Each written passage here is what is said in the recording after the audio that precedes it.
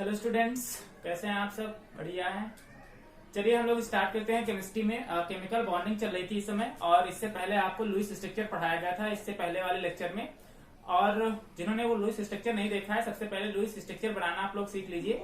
उसकी आपको लिंक इसके डिस्क्रिप्शन बॉक्स में आपको मिल जाएगी, ठीक है? तो वहां पर जाकर के आप उसको देख लीजिएगा, तो आपको पूरा तरीके से क्लियर हो जाएगा। आज हम बात करते हैं कि लुईस के कंसेप्ट में, यानी कि लुईस का जो भी डॉट स्ट्रक्चर बनाया गया था उसके अंदर कुछ लिमिटेशंस थी। उन लिमिटेशन को आज डिस्कस कर लेते हैं। क्या कुछ कमियां रह गई जिसकी वजह से कुछ आगे की तरफ बढ़ना पड़ा और वैलेंस बैंड थ्योरी आ गई, वैलेंस बॉन्ड थ्योरी, सॉरी। अब इसमें क्या हुआ कि इसमें था क्या कि इनकी लिमिटेशन में यह था कि जो लुईस का स्ट्रक्चर था वो केवल स्ट्रक्चर बना देता था, मतलब डॉट स्ट्रक्चर या इसको स्केलेटन स्ट्रक्चर कह सकते हैं, जो किसी भी कंपाउंड का बनकर के तैयार कर देता था, वो बना देता था। लेकिन उसकी ज्योमेट्री कैसी है, मतलब उसका शेप कैसा होगा, सी सॉफ्ट शेप होगा कि उसका ऑक्टाहाइड्रल शेप है कि टेट्राहाइड्रल शेप है, ये वो डिस्कस नहीं कर पाए और इसके बारे में वो जानकारी पूरी तरीके से नहीं दे पाए। इस वजह से ये लुईस थ्योरी क्या हो गई, फेल हो गई। इन्होंने ये भी नहीं बता पाए कि जब कोई दो कंपाउंड के बीच में शेयरिंग होती है, कोवैलेंट बॉन्ड होते हैं, तो उनके बीच में नेचर कैसा होता है फोर्स का, ये भी एक्सप्लेन नहीं कर पाए अपनी थ्योरी में, ठीक है? और भी बहुत सारी चीजें थी जो उनके थ्योरी में कुछ लिमिटेशन थी लुईस की। तो क्या हुआ कि नई थ्योरी हमारे पास बनी। अब आप उसको समझने से पहले आपको एक चीज और समझना पड़ेगा, रेजोनेंस क्या होता है। आज हम रेजोनेंस को समझेंगे, ठीक है? इंपॉर्टेंट है। रेजोनेंस आपको दो जगह पढ़ना होगा। एक तो रेजोनेंस आप यहाँ पर पढ़िएगा, दूसरा रेजोनेंस आप पढ़ेंगे जनरल ऑर्गेनिक केमिस्ट्री में, ठीक है? जीओसी जैसे कहा जाता है, तो वहां पर पढ़ेंगे, एक यहाँ पर पढ़ेंगे। चलिए बात रेजोनेंस की कर लेते हैं आज। रेजोनेंस, इसको हिंदी में अनुनाद कहते हैं। इसको समझने से पहले एक एग्जांपल समझते हैं, उसके बाद में ये समझ लेते हैं, ठीक है? बात करते हैं जरा ओजोन की, O3। चलिए रेजोनेंस की बात करते हैं, तो पहले इस ओजोन की चलो बात करते हैं, इस ओजोन का, ठीक है? एक एग्जांपल समझते हैं इस ओजोन का। इसका स्ट्रक्चर बनाते हैं। पहले इसका हम डॉट स्ट्रक्चर बना लेते हैं कि इसका डॉट स्ट्रक्चर कैसे बनेगा, उसके बाद हम इसकी बात करेंगे, ठीक? चलिए, ऑक्सीजन है, एक इसका स्केलेटल स्ट्रक्चर है, कह लीजिए सिंपल डॉट स्ट्रक्चर बनाएंगे। एक ऑक्सीजन यहाँ पर, एक यहाँ पर, एक यहाँ पर, तो ऑक्सीजन बन गया। इनके बीच में हमने एक बॉन्डिंग कर दी, एक इलेक्ट्रॉन दोनों को दे दिया, एक इसको दे दिया, ठीक है? एक इसको दे दिया, एक यहाँ पर और एक यहाँ से, ठीक है? शेयरिंग करवा दी इनकी, मतलब दोनों में बॉन्ड बना दिया।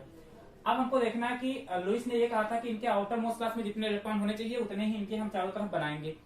तो पहले देख लेते हैं कि इसके आउटर मोस्ट क्लास में कितने इलेक्ट्रॉन होते हैं। ऑक्सीजन का एटॉमिक नंबर कितना होता है, 8। कॉन्फिगरेशन करेंगे तो 2,6। आउटर मोस्ट क्लास में 6 इलेक्ट्रॉन होने चाहिए। ऑक्सीजन टोटल कितने हैं, 3। तो टोटल वैलेंस सेल में टोटल इलेक्ट्रॉन कितने होंगे, वैलेंस इलेक्ट्रॉन कितने होंगे टोटल हमारे पास 18 हो जाएंगे, 6 into 3। अब ये 18 इलेक्ट्रॉन है। अब इनमें सबका ऑक्टेट कंप्लीट करवाना है, ठीक है? लुईस ने भी कहा था कि सबके ऑक्टेट कंप्लीट होने चाहिए, तो इनका सबका पहले ऑक्टेट कंप्लीट करवा लेते हैं हम लोग। देखिए, एक और यहाँ पर तो था ही इसके पास में, दो है इसके पास में ऑक्टेट कंप्लीट करने के लिए, तो इसको 6 और हम दे देते हैं इलेक्ट्रॉन। 1 2 3 4 5 6 और 2 इसके पास में थे, 8 इसके पूरे हो गए। यहाँ पर बात करते हैं, देखिए 1 2 3 और एक यहाँ से 4 इसके पूरे हैं, 4 इसको और हम दे देते हैं इलेक्ट्रॉन। 1 2 3 4। अब बचे कितने हमारे पास, देखिए टोटल कितने हमने डिस्ट्रीब्यूट करवा दिया 18 में से। 1 2 3 4 5 6 7 8 9 10 11 12 13 14 हो चुके हैं। अभी 4 और बचे हैं, तो वो 4 हमने उठा करके इसको दे दिया। 1 2 3 4। अब 8 इलेक्ट्रॉन पूरे हो गए, सॉरी 18 इलेक्ट्रॉन। अब सबके पास देखते हैं कि सबका ऑक्टेट कंप्लीट है कि नहीं कंप्लीट है। यहाँ पर देखा जाए तो 1 2 3 4 5 6 7 8 इलेक्ट्रॉन इसके पूरे हैं, ऑक्टेट कंप्लीट है। यहाँ पर बात करें 1 2 3 4 5 6 और 2 यहाँ ने शेयरिंग करी है, 8 इसके भी पूरे हो गए। इसकी बात करें तो 1 2 3 4 5 और एक शेयरिंग किया है 6, इसका ऑक्टेट कंप्लीट नहीं है, ठीक है? तो इसका ऑक्टेट कंप्लीट करने के लिए कुछ ऐसा जुगाड़ करना पड़े कि इसका ऑक्टेट कंप्लीट हो जाए। तो फिर डबल और ट्रिपल बॉन्ड वाला सिस्टम भी आपको पता होगा। अगर ये ऑक्सीजन अपने ये दोनों शेयर इलेक्ट्रॉन जो है, ये पेयर इलेक्ट्रॉन जो थे, अगर वो यहाँ पर आकर के बॉन्ड बना ले इस तरीके से, तो होगा क्या कि इसके ऑक्टेट पे तो कोई फर्क नहीं पड़ेगा, लेकिन इसका ऑक्टेट कंप्लीट हो जाएगा, ठीक है? आप देखिए 1 2 3 4 5 6 7 8 8 इलेक्ट्रॉन इसके पूरे हो गए।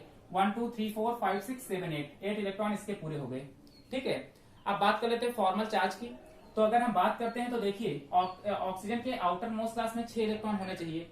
इसके आउटर मोस्ट क्लास में कितने इलेक्ट्रॉन है, देखिए 1 2 3 4 5, 5 इलेक्ट्रॉन है, होने कितने चाहिए था, 6, मतलब 1 इलेक्ट्रॉन की कमी हुई है, इसका मतलब इस पे +1 का चार्ज आ जाएगा, ठीक है? उसी तरीके से यहाँ पर बात करते हैं, इसकी बात कर लें तो देखिए 1 एक चीज बात करते हैं, जब फॉर्मल चार्ज की बात करेंगे तो उसके जो खुद के इलेक्ट्रॉन होंगे उन्हीं की बात करेंगे। 1 2 3 4 5, अब इसको 6 मत काउंट कर लेना क्योंकि ये शेयरिंग में आ चुका है। इसके जो अपने चार्ज होंगे, इलेक्ट्रॉन होंगे, उन्हीं को केवल हम यहाँ पर काउंट करेंगे। यहाँ पर इसकी देखते हैं 1 2 3 4 5 6 7 होने चाहिए, 6 एक एक्स्ट्रा हो गया है, 7 आ गए हैं, इसका मतलब एक इलेक्ट्रॉन एक्स्ट्रा आया तो इसके ऊपर -1 का चार्ज हो जाएगा। इसके ऊपर देखिए 1 2 3 4 5 6, इसके आउटर मोस्ट क्लास में 6 इलेक्ट्रॉन है, मतलब इसके ऊपर कोई चार्ज नहीं होगा, न्यूट्रल है। ठीक है, तो ये इस तरीके से स्ट्रक्चर बनकर के तैयार हो गया हमारे पास, ये इसके बीच में डबल बॉन्ड लग गया। अब हमको क्या करना है कि इसको एक स्ट्रक्चर तो ऐसे बन गया था, दूसरा स्ट्रक्चर हम मान लीजिए इधर की तरफ डबल बॉन्ड ना बना करके हम डिस्ट्रीब्यूशन कुछ ऐसा करते हैं 3 इलेक्ट्रॉन का ऑक्टेट कंप्लीट करने में कि इसके पास में कमी हो जाती।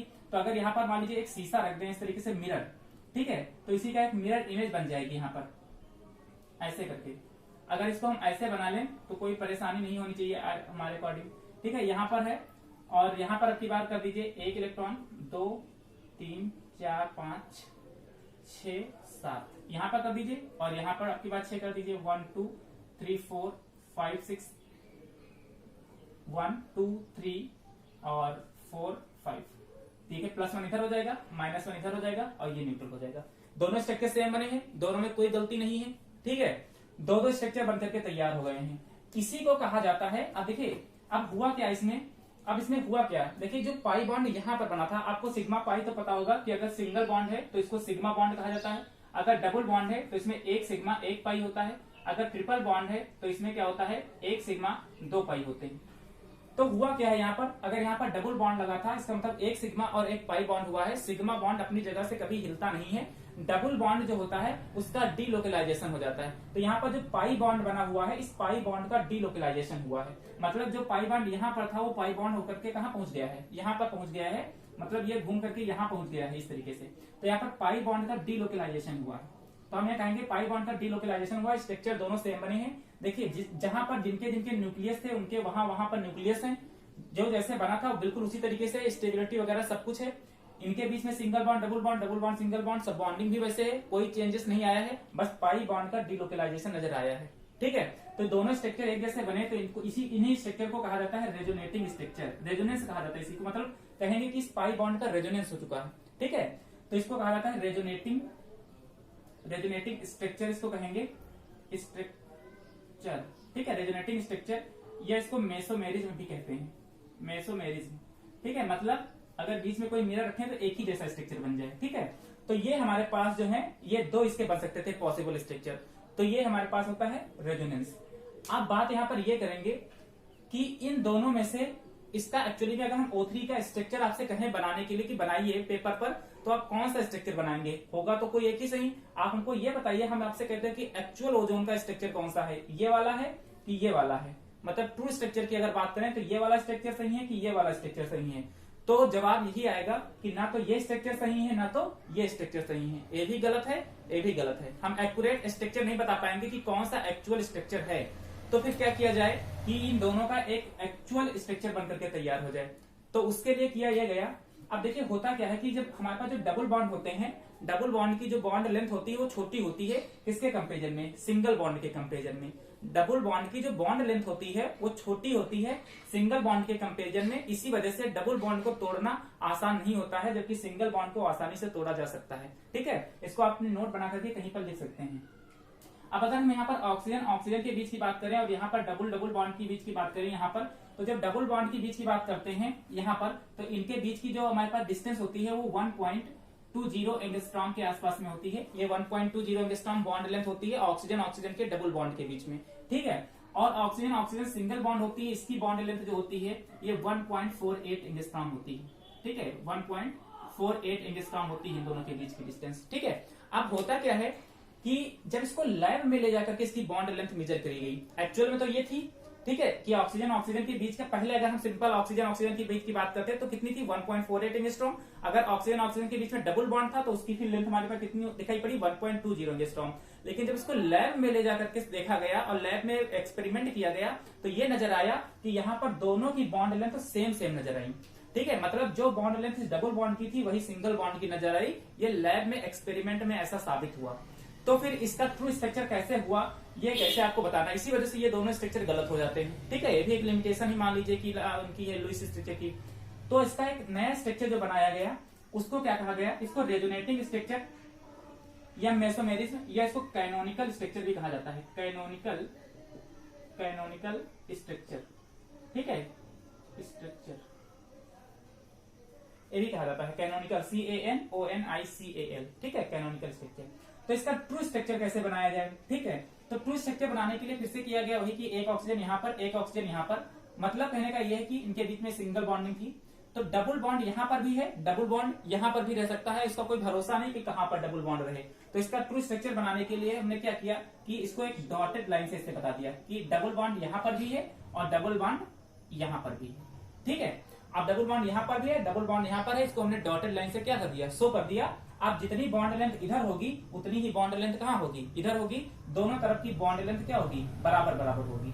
तो अब ये जो स्ट्रक्चर बनकर के हमारे पास तैयार हुआ है, इसी को हम कहते हैं रेजोनेंस हाइब्रिड, रेजोनेंस हाइब्रिड। तो अब इन सबसे क्या समझ में आया, अब इनसे समझ में ये आया कि कोई भी अगर कंपाउंड आपके पास में है, उसके जितने स्ट्रक्चर आप पॉसिबल स्ट्रक्चर बना पाए जहां पर उसमें कोई चेंजेस ना आ पाए। चेंजेस आने का मतलब क्या है कि पाई बॉन्ड का डीलोकेलाइजेशन हो जाए, ठीक है, डीलोकेलाइजेशन ऑफ पाई बॉन्ड हो जाए।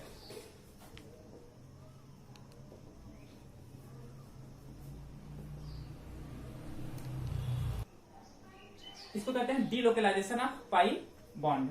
तो जब पाई बॉन्ड का डीलोकेलाइजेशन होकर के अगर कई सारे स्ट्रक्चर बन जाते हैं, उनको क्या कहा जाता है, रेजोनेटिंग स्ट्रक्चर या कैनोनिकल स्ट्रक्चर इनको कहा जाता है। जब किसी एक कंपाउंड के कई सारे स्ट्रक्चर बनाए जा सके, आप इसको अपनी लैंग्वेज में इसकी डिफिनेशन लिख लीजिएगा, ठीक है। इसी को रेजोनेंस कहा जाता है कि जब ये घूम फिर करके पाई बॉन्ड घूमता रहे अपनी जगह पर ही, ठीक है, एक जगह से दूसरी जगह, वही सिंगल बॉन्ड फिर डबल बॉन्ड फिर डबल सिंगल बॉन्ड बनाता है। दूसरा कि जब इन दोनों को हम अगर इनका एक ट्रू स्ट्रक्चर बनाने की बात करें, ठीक है, तो ट्रू स्ट्रक्चर का मतलब दोनों को मिला करके अगर एक स्ट्रक्चर बनाए हम, दोनों को मिला करके अगर एक स्ट्रक्चर बनाए तो वो स्ट्रक्चर इस तरीके से बनेगा। तो जब कोई जब कभी दो चीज आपस में मिलती तो उनको क्या कहा जाता है, हाइब्रिडाइजेशन कहा जाता है, संकरण, ठीक है। तो इसी वजह से ये हमारे पास जो नया स्ट्रक्चर बनकर के तैयार हुआ है, इन दोनों का जो हमारे पास स्ट्रक्चर ये बनकर के तैयार हुआ है, इसी को क्या कहा जाएगा, रेजोनेंस हाइब्रिड कहा जाएगा, ठीक है, इसको रेजोनेंस हाइब्रिड कहते हैं। तो ये नोट डाउन कर लीजिएगा, ये समझ में आ गया रेजोनेंस क्या होता है। चलिए एक दो स्ट्रक्चर और बनाते हैं, सीखे एक दो स्ट्रक्चर और बनाते हैं, ठीक है। कहां गए मिटाने वाले लोग, इसको नोट डाउन कर लीजिए। चलिए एक स्ट्रक्चर और बनाते हैं हम लोग।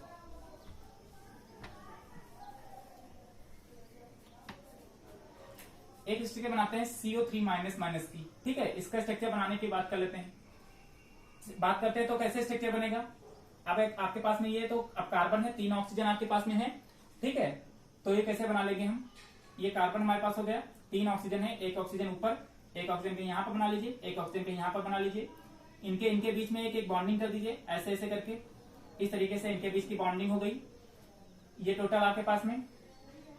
अब बात यहाँ पर भी कर लेते हैं जरा। तो कार्बन है और कार्बन का एटॉमिक नंबर हमारे पास कितना होता है, आपको पता है कार्बन का एटॉमिक नंबर कितना होता है। अच्छा यहाँ पर देखिए कि 3 ऑक्सीजन है और 1 कार्बन है, ठीक है, और 2 यहाँ पर नेगेटिव चार्ज बने हैं। तो अगर हम बात यहाँ पर करते हैं, तो अगर लुईस स्ट्रक्चर के अकॉर्डिंग इसका स्ट्रक्चर बनाए तो कैसे बनेगा, पहले हमको चार्ज कैलकुलेट करना होता था। चार्ज कैलकुलेट कर लें, कितना है देखिए, इसके आउटर मोस्ट क्लास में कितने इलेक्ट्रॉन होते हैं, 4 कार्बन के। ऑक्सीजन के आउटर मोस्ट क्लास में कितना इलेक्ट्रॉन होते हैं, 3 ऑक्सीजन है, आउटर मोस्ट क्लास में 6 होते हैं और 2 नेगेटिव चार्ज लगे हैं। तो यहाँ पर क्या करना पड़ेगा, +2। तो ये कितना हो जाएगा, 6 18 और 18 और 4 कितने हो जाएंगे, 22 और 22 तो कितना हो जाएगा, 24। तो ये क्यों निकल आएगा। अब बात करते हैं बॉन्ड पेयर की। तो बॉन्ड पेयर कितने, देखिए 1 इलेक्ट्रॉन इसका, 2 3 4 5 6। तो अगर बॉन्ड पेयर इलेक्ट्रॉन की बात करें तो कितना हुआ, 6, 3 यहाँ पर 3 यहाँ पर। अगर लोन पेयर इलेक्ट्रॉन की बात करें तो कितना होता था, क्यू माइनस क्या करते थे, बॉन्ड पेयर इलेक्ट्रॉन 24 में से 6 जाएगा तो कितना बचेगा, 24 में 6 जाएगा कितना बचेगा, 20। अच्छा 24 18 18 इलेक्ट्रॉन। अब ये 18 इलेक्ट्रॉन को हमको डिस्ट्रीब्यूट करना है और हमने आपको बताया था कि कॉर्नर से इसको क्या किया जाता है, डिस्ट्रीब्यूट किया जाता है। तो पहले इसको दे देते हैं, 2 इलेक्ट्रॉन इसके पास में पूरे हैं, 3 4 5 6 7 8, इसके 8 पूरे हो गए, 2 2 4 5 6। ये 18 को हमको सबको बांटना है, 2 2 4 5 6। इसके पास में देखिए 2 हैं, 1 2 3 4 5 6 8 इसके पूरे हो गए। जिन्होंने लुईस स्ट्रक्चर नहीं देखा है वो जाकर के वाला लेक्चर पहले देख लीजिए आप लोग, ठीक है। 8 इसके पास पूरे हो गए। अब कितने बच्चे हमारे पास, 1 2 3 4 5 6 7 8 9 10 11। 11 11 इलेक्ट्रॉन 11 हो गए। अभी कितना बचा? 11 12 13 14 15 16 17। तो ये हो गया, इसको 6 दे दिया सबके पास में। ये 18 के 18 लोन पेयर इलेक्ट्रॉन हमने सबको डिस्ट्रीब्यूट कर दिए। अब हमको क्या करना था कि देखना है कि सबका ऑक्टेट कंप्लीट है क्या। इसका ऑक्टेट कंप्लीट है 1 2 3 4 5 6 7 8 1 2 3 4 5 6 7 8 1 2 3 4 5 6 7 8 सबका पूरा है। ठीक है, अब हमको ये बात करना है कि इसका देखिए तो 1 2 3 4 5 6 इसके पास 6 नहीं, जबकि इसका ऑक्टेट कंप्लीट नहीं हुआ है। तो किसी एक ऑक्सीजन से ये डबल बॉन्डिंग करेगा। मान लेते हैं अगर ये अपना दोनों पेयर इसको दे देता है इस तरीके से, तो ये इसके बीच में क्या कर ले, ऐसे आकर के डबल बॉन्ड कर ले, ऐसे डबल बॉन्ड बना ले यहाँ पर। तो देखिए क्या होगा 1 2 3 4 5 6 7 8 8 इलेक्ट्रॉन इसके पूरे, 1 2 3 4 5 6 7 8 8 इलेक्ट्रॉन इसके पूरे। अब ये स्ट्रक्चर ये बनकर के हमारा तैयार हो चुका है। ठीक है, अब ये स्ट्रक्चर बनकर के तैयार हो गया। देखिए यहाँ पर 1 2 3 4 5 6 इसके 6 के 6 पूरे हैं। यहाँ पर देखिए 1 2 3 4 5 6 7 ऑक्सीजन के आउटर मोस्ट क्लास में कितना इलेक्ट्रॉन होना चाहिए था? 6 है। कितना यहाँ पर 7, मतलब इस पे कितना चार्ज? माइनस का 1 का चार्ज, इस पे भी माइनस का 1 का चार्ज, मतलब एक एक माइनस का चार्ज रहेगा। पाई बॉन्ड कहां पर अवेलेबल है? यहाँ पर। इसका क्या होगा? डीलोकलाइजेशन होगा। ये दूसरा स्ट्रक्चर हम इसका एक और बना सकते हैं। ये बॉन्ड यहाँ से कहां टूट करके आ सकता है? यहाँ पर। ये अगर ये बॉन्ड टूटे, अगर देखिए अगर ये बॉन्ड यहाँ पर टूटेगा तो इस कार्बन के ऊपर आ जाएगा पॉजिटिव चार्ज, मतलब ये कार्बोकैटायन बना देगा। इसको भी आगे हम बात करेंगे जब ऑर्गेनिक केमिस्ट्री पढ़ाएंगे। फिर से ये प्लस यहाँ पर आकर के दूसरा बॉन्ड बना लेगा। ठीक है, तो एक बॉन्ड यहाँ पर बन सकता है। दूसरा स्ट्रक्चर हम इसका ऐसे भी बना सकते हैं। यही ऑक्सीजन हमारे पास था, यहाँ का बॉन्ड की बात ब्रेक कर दिया हमने और यहाँ पर डबल बॉन्ड बना लिया इस ऑक्सीजन के साथ में, ऐसे बन गया स्ट्रक्चर। ठीक है, अब इसके पास में कितना इलेक्ट्रॉन? देखिए एक तो है था ही यहाँ पर, और 2 3 4 5 6 7 इसके पास में नेगेटिव चार्ज 1 2 3 4 5 6 7 इसके पास में नेगेटिव चार्ज, और इसके पास में 1 2 3 4 5 6 इसके कोई चार्ज नहीं, और 1 2 3 4 और 5 6 7 8 8 इसके पूरे हो गए। एक दूसरा स्ट्रक्चर ये बन गया। अब क्या होगा? पाई बॉन्ड यहाँ से भी, यहाँ पर भी तो बन सकता है, तो एक स्ट्रक्चर इसका और भी बनाया जा सकता है हमारे पास। ठीक है, यही कार्बन, अब की बार डबल बॉन्ड यहाँ बना लीजिए, इसका डीलोकलाइजेशन यहाँ पर हो गया। ये ऑक्सीजन, एक ऑक्सीजन ऊपर। ठीक है, स्ट्रक्चर बना लीजिएगा 1 2 3 4 5 6 7 माइनस चार्ज। ठीक है, 1 2 3 4 5 6 7 नेगेटिव चार्ज इसके ऊपर, 1 2 3 4 यहाँ पर और 2 यहाँ पर, 2 2 4 2 6 एक ये। अब इससे ज्यादा स्ट्रक्चर नहीं बन पाएगा। अगर यहाँ से फिर से अगर इसका डीलोकलाइजेशन होगा तो अपने पोजीशन पे फिर से पुनः वापस पहुंच जाएगा। ठीक है, तो देखिए ये बॉन्ड बीच बीच में इसी तरह टूटते रहते हैं, बनते रहते हैं, टूटते रहते हैं, बनते रहते हैं। तो इसी को क्या कहा जाता है? इसी को रेजोनेंस कहा जाता है। ठीक है, इसी को क्या कहा जाता है? रेजोनेंस। तो ये जो स्ट्रक्चर बनकर के तैयार हुए हैं इनको क्या कहा जाएगा? कैनोनिकल या रेजोनेटिंग स्ट्रक्चर कहा जाएगा, रेजोनेटिंग स्ट्रक्चर। ठीक है, अब हमको क्या करना है? अब इसमें वही फिर से काम कि अब भाई अगर इसकी बात करते हैं CO3 की तो इसमें से इसका एक्चुअल स्ट्रक्चर कौन सा होगा? तो ना एक्चुअल स्ट्रक्चर ना तो ये है, ना तो एक्चुअल स्ट्रक्चर ये है, ना तो एक्चुअल स्ट्रक्चर ये है। तो फिर इनको क्या किया जाए? इनको भी लैब में जब देखा गया तो उसमें भी क्या हुआ कि सबके बीच की बॉन्डिंग क्या हुई? देखा गया कि बॉन्ड लेंथ सबकी बराबर बराबर थी। तो इसको भी एक नया स्ट्रक्चर बना करके दे दिया गया, मतलब इन सबका मिक्सचर बना करके एक नया स्ट्रक्चर बनेगा। और वो स्ट्रक्चर कैसा होगा? वो स्ट्रक्चर कुछ ऐसा होगा। ऐसे सबसे पहले तो सबके बीच में ही स्केलेटल स्ट्रक्चर इसका बना लेते हैं, और एक डबल बॉन्ड कहीं यहाँ पर भी हो सकता है, डॉटेड लाइन से बना दिया, यहाँ पर भी हो सकता है और यहाँ पर भी हो सकता है। और ये स्ट्रक्चर जो बनकर के तैयार हुआ। अब देखिए, अब बात यहाँ पर ये करते हैं। अब देखो यहाँ पर माइनस चार्ज यहाँ पर था, माइनस चार्ज यहाँ पर था और इस पे पॉजिटिव था, यहाँ माइनस माइनस पॉजिटिव था, यहाँ माइनस माइनस यहाँ पर कुछ नहीं था, मतलब पॉजिटिव नहीं कुछ नहीं था, मतलब यहाँ पर भी कुछ नहीं था। अब अगर इनको सबको हम एक साथ बना लिया और पूरा एक ही बन गया तो देखो यहाँ पर भी डबल बॉन्ड, यहाँ पर भी डबल बॉन्ड, यहाँ पर डबल बॉन्ड। तो नेगेटिव मतलब नेगेटिव चार्ज यहाँ पर भी हो सकता है, नेगेटिव चार्ज यहाँ पर, मतलब नेगेटिव के कितने चार्ज हैं? 2 नेगेटिव है। तो हम उठा करके पूरे पे लगा देंगे 2 नेगेटिव, पता नहीं किसके ऊपर 2 नेगेटिव रहे। देखिए इस पे भी माइनस रहा है, इस पे माइनस रहा है, हम पर हर एक ऑक्सीजन के पास में माइनस रहा, 2 हर एक में रहे हैं और सबके पास में रहे हैं। तो अब की जो नया स्ट्रक्चर बनेगा वो कैसे हो जाएगा? इस तरीके से हो जाएगा। ठीक है, तो इसको क्या लिख लेंगे? ऐसे। तो ये पूरे पे लग गया। तो ये जो स्ट्रक्चर आपके पास में बनकर के तैयार हुआ है इसको क्या कहा जाएगा? Resonance hybrid. ठीक है, ये रेजोनेंस हाइब्रिड स्ट्रक्चर। तो इस तरीके से आपको स्ट्रक्चर क्या करने हैं? बनाने हैं। ठीक है, अगर समझ में रेजोनेंस क्या होता है। चलिए अब बात करते हैं कि सब चीज जो कंक्लूजन ये सब बवाल निकल करके आया है इसको बना लीजिएगा। तो इसको किसने ऑब्जर्व किया? ठीक है, कैसे ये आया, कैसे था? ये तो पूरा स्ट्रक्चर बन गया, अब ये आया क्यों? ठीक है, किसने देखा भाई सबको कि हाँ ऐसा कुछ स्ट्रक्चर भी होता है? तो इसको देखा, उनका नाम था, साइंटिस्ट का नाम था केकुले। ठीक है, मिस्टर केकुले, ये एक साइंटिस्ट थे, इन्होंने लैब के अंदर C6H6 यानी कि बेंजीन का एक्सपेरिमेंट किया था और उन्होंने बेंजीन का स्ट्रक्चर कुछ ऐसे देखा था, आप लोगों ने पढ़ा है सब लोगों ने हाई स्कूल में 9th में, कि कुछ ऐसे बेंजीन का स्ट्रक्चर बनता है हमारे पास। ठीक है, यहाँ पर आपको पता है कि क्या होते हैं, कार्बन होते थे। इन्होंने देखा कि यहाँ पर कार्बन है हमारे पास, ठीक है, इस जगह पर, और हर एक कार्बन के पास में क्या होता है, एक एक हाइड्रोजन होता है, ऐसे हर एक कार्बन के पास में क्या होता है, हाइड्रोजन, ऐसे करके। अब देखिए इसमें क्या है, double bond, single double, single double ऐसे होता था। तो चाहे तो इसका स्ट्रक्चर ये बनाइए। अब एक्चुअली में होता क्या है कि ये पाई बॉन्ड यहाँ पर होता है, डबल बॉन्ड है तो एक सिग्मा एक पाई, इस पाई का डीलोकलाइजेशन यहाँ पर हुआ, इसका यहाँ पर हो गया और इसका यहाँ पर हो गया। तो नया स्ट्रक्चर अगर हम इसका बनाए तो कुछ इस तरीके से बन सकता है क्या, यहाँ पर कार्बन, यहाँ पर कार्बन, इस जगह पर भी कार्बन, यहाँ पर भी कार्बन, ऐसे। तो नया स्ट्रक्चर क्या बनेगा, अगर ये यहाँ पर आ जाएगा तो ये यहाँ पर बनाएगा, यहाँ का डबल बॉन्ड यहाँ और यहाँ का डबल बॉन्ड कहाँ, यहाँ पहुंच जाएगा, और ये हाइड्रोजन से उसी तरीके से रहेंगे। तो ये हमारे पास स्ट्रक्चर एक और बन करके तैयार हो गया ऐसे। तो अब क्या कहा जाए भाई, इसमें ये वाला स्ट्रक्चर सही है कि ये वाला स्ट्रक्चर सही है, तो इसमें से दोनों में से कोई स्ट्रक्चर नहीं सही है, तो इसको क्या कहेंगे हम, इसको इन्होंने कहा कि रेजोनेटिंग स्ट्रक्चर है, ये इसके रेजोनेटिंग स्ट्रक्चर है। तो फिर इन दोनों का क्या किया जाए, एक मतलब कंबाइन करके एक बना दिया जाए, तो वो स्ट्रक्चर कुछ ऐसे बनाया गया। मतलब वही चीज कि अगर ये कार्बन है, यहाँ पर भी कार्बन है, ये सब कार्बन है हमारे पास, ठीक है, और सबके पास में एक एक हाइड्रोजन ऐसे करके, इसके पास में भी एक हाइड्रोजन, इसके पास में भी हाइड्रोजन, इसके पास में हाइड्रोजन। तो क्या करेंगे, सबके पास में डबल बॉन्ड पहुंचा ना, तो डबल बॉन्ड यहाँ बना लें, यहाँ पर भी डबल बॉन्ड, यहाँ पर भी डबल बॉन्ड, यहाँ पर भी डबल बॉन्ड, यहाँ पर भी ऐसे करके डॉटेड से, यहाँ पर भी डॉटेड से। ठीक है, तो देखिए अगर ये सब पूरा डॉटेड से इस तरीके से बनाया जाएगा तो ये कुछ ऐसे बन करके तैयार कर देगा। हम इसको ऐसे बना ले तो कोई दिक्कत नहीं, नीचे दिखाई पड़ रहा है यहाँ तक। इधर देख लेते हैं, इसको अगर इस तरीके से भी बनाए हम तो क्या कोई दिक्कत है, अगर इसको ऐसे करके डॉटेड लाइन से बना लें, ऐसे गोल गोल करके, क्योंकि ये डबल बॉन्ड हर जगह बनता रहेगा। तो ये हमारे पास क्या हो जाएगी, बेंजीन की स्ट्रक्चर बन जाएगी, और इसको कहा जाएगा, ये आपके पास में रेजोनेटिंग स्ट्रक्चर है, यानी इसको रेजोनेंस कहते हैं, रेजोनेंस कंप्लीट करता है वो प्रोसेस रेजोनेंस। और ये जो बनकर के तैयार हुआ है, ये दोनों स्ट्रक्चर क्या कहलाएंगे, रेजोनेंस हाइब्रिड। ठीक है, ये रेजोनेंस हाइब्रिड। तो ये स्ट्रक्चर इसी वजह से जब बेंजीन कभी बनी होती है तो देखा होगा कि बेंजीन के बीच में से गोल करके बना होता है, तो उसका मतलब क्या है कि वो रेजोनेंस कंप्लीट कर रहा है अपना। ठीक है, बॉन्ड बन रहा है, बॉन्ड टूट रहा है।